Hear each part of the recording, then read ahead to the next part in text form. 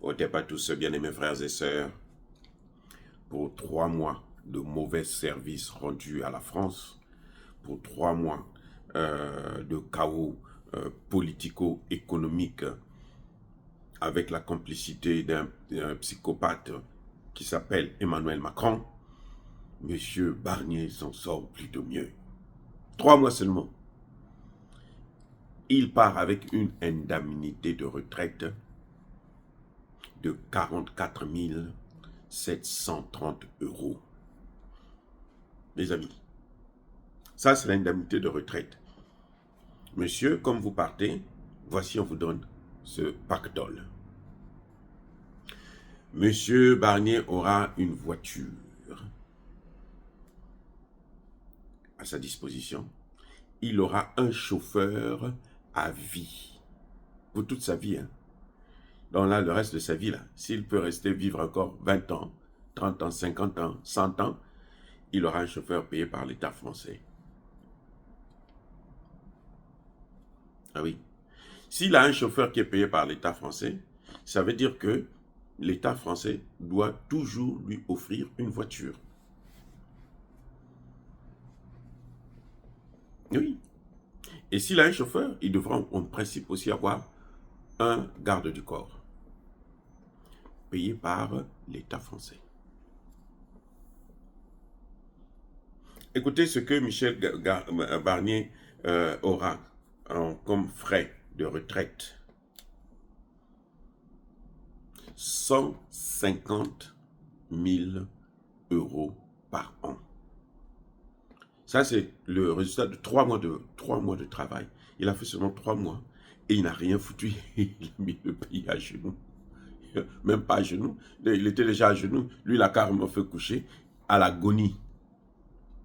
150 000 € par mois que Michel Barnier va avoir.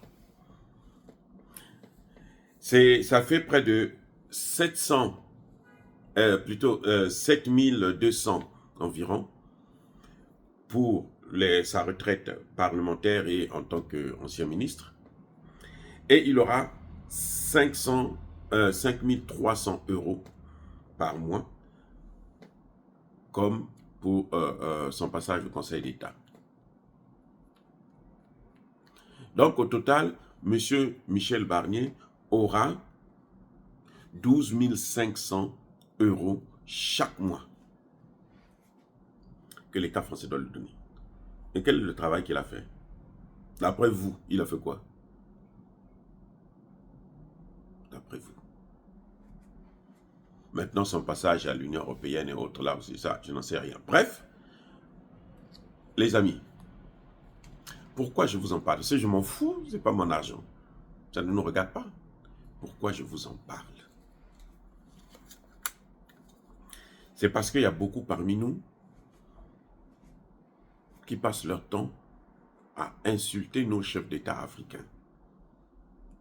Ils sont ceci, ils sont trop payés, ils ont beaucoup d'argent. Ils volent, oui, ok, d'accord. Nous suivons ce qu'eux, ils sont en train de faire. Nous nous comportons comme eux, ils veulent qu'on puisse se comporter.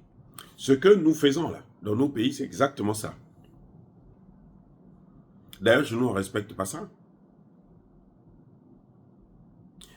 Eux, c'est ça qu'on appelle les revenus mal acquis.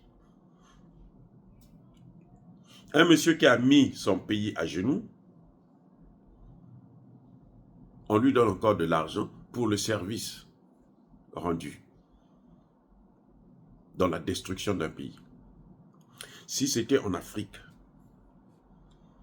France 24, LCI et autres, ils allaient parler de ça. En Afrique, nous avons des anciens ministres qui sont obligés de fuir le pays à cause de la misère. Ceux qui n'ont pas eu le temps de bien se servir ou qui se sont servis et ont fait la fête parce qu'ils n'investissent pas. La particularité des Africains, c'est qu'on n'investit pas.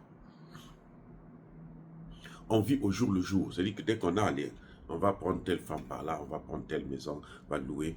Il y en a qui cumulent même 7 bureaux, parce que nous on appelle ça deuxième bureau, 7 deuxièmes bureaux, c'est-à-dire 7 femmes, quoi. Et chaque femme, mes excuses, a un bâtiment, a un immeuble, a une maison et tout, aux frais du prince. Donc, quand eux, ils nous insultent, quand eux, ils nous critiquent, nous, on ne voit pas ce qu'eux, ils font. Regardez, 3 mois seulement. 3 mois de contribution. C'est normal qu'ils puissent se dire que la retraite, il faut la pousser à 64 ans. Parce que lui, il est déjà parti à la retraite, là. Là, il va à la retraite, il a son argent, il a tout. C'est à vie. Il doit laisser les autres continuer. Oh, bien-aimés frères et sœurs, je persiste et je signe, soyez bénis, abondamment bénis par le Dieu de Kémité, par nos ancêtres Jésus. Mais que tous ceux qui persécutent le continent africain, le pillent et le déstabilisent, qu'ils soient noirs, blancs, chinois, arabes, juifs, indiens, qui qu'ils soient punis, maudits, foudroyés, neutralisés, écrasés, effacés par le Dieu de Kémité, par nos ancêtres Jésus. Vive l'Afrique éternelle, j'ai dit et j'assume.